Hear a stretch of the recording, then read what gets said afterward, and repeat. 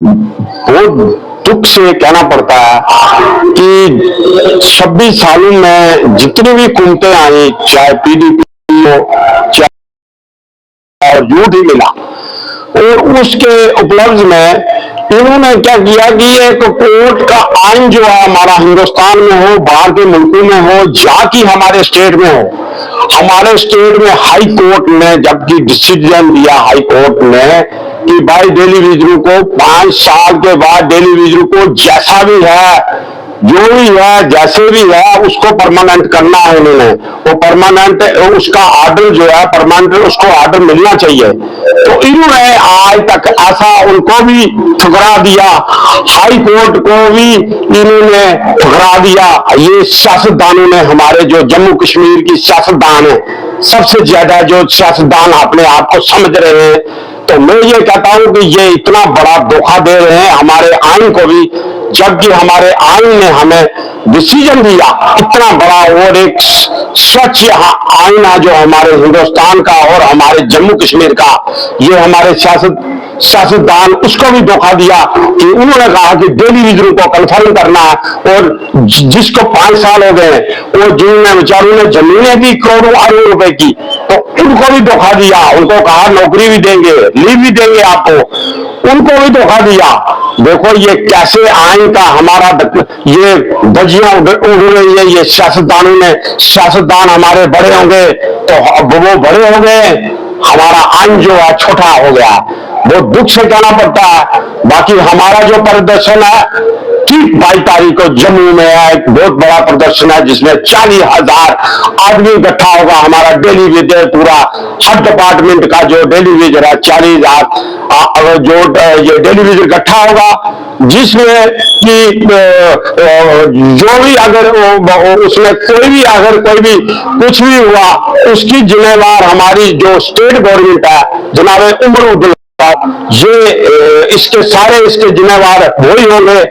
अगर मैं उमर अब्दुल्ला साहब को, जनाब चीफ मिनिस्टर जम्मू कश्मीर, मैं उनको पुरजोर अपील और रिक्वेस्ट करता हूं, हम डेली विजर एक रिक्वेस्ट ही कर सकते हैं, उसके ऊपर हम कुछ नहीं कर सकते, क्योंकि हमने उमर अब्दुल्ला साहब को पूरा साथ दिया, पूरा तामन दिया।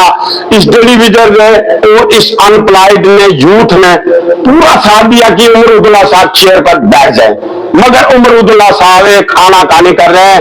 कहते हैं कभी मुझे स्टेट का दर्जा नहीं मिला है, मुझे ये है, किस्म किस्म के बहाने बनाकर तो इन्होंने अपने इलेक्शन को जीत कर तो उसके बाद ये बहाने बनाने लगे। और मैं उनको पुरजोर अपील ये आज के इस प्रेस वार्ता से मैं कहना चाहता हूं कि मैं कह रहा हूं कि ये जल्द से जल्द ये 22 तारीख से पहले आप इन डेली विजर 20,000 आदमियों को ऑर्डर कर दो, हम एक कॉन्फिडेंस सिस्टम समझेंगे।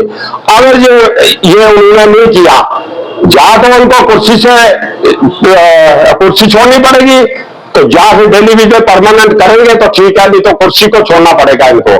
क्योंकि हमारा जो प्रदर्शन है जम्मू में, मैं सब अपने डेली विजर भाइयों को भी कहता हूं कि सब अपने हक के लिए सब हर इतिहास में लिखा है कि उससे पीछे नहीं, जो जनरल हक है उससे पीछे नहीं हटना चाहिए, अपना हक लेना चाहिए। अपने हक के लिए कोई भी इंसान अपनी आवाज को बुलंद करे तो उसके लिए कोई बुरी बात नहीं होती है।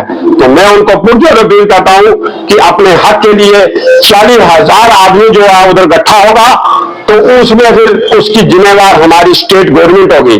तो मैं जनाब उमर अब्दुल्ला साहब को फिर रिक्वेस्ट करता हूं कि हमारा जो ये शोषण कर रहे हो, या हमारे टेलीविजन का हर टाइम तारीख डेट वार झूठा करार ये देकर आप उमर अब्दुल्ला साहब, हम उनकी इज्जत करते हैं, रिस्पेक्ट करते हैं।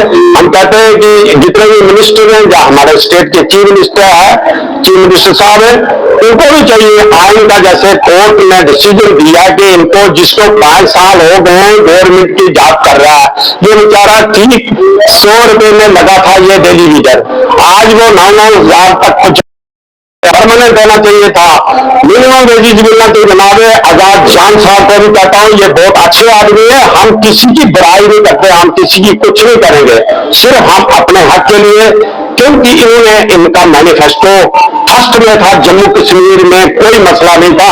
फर्स्ट में जो जम्मू कश्मीर का मैनिफेस्टो था कि अनप्लॉयड को खत्म करेंगे और डेली वेजर को परमानेंट करेंगे और उसके बाद अनप्लॉयड को खत्म करेंगे।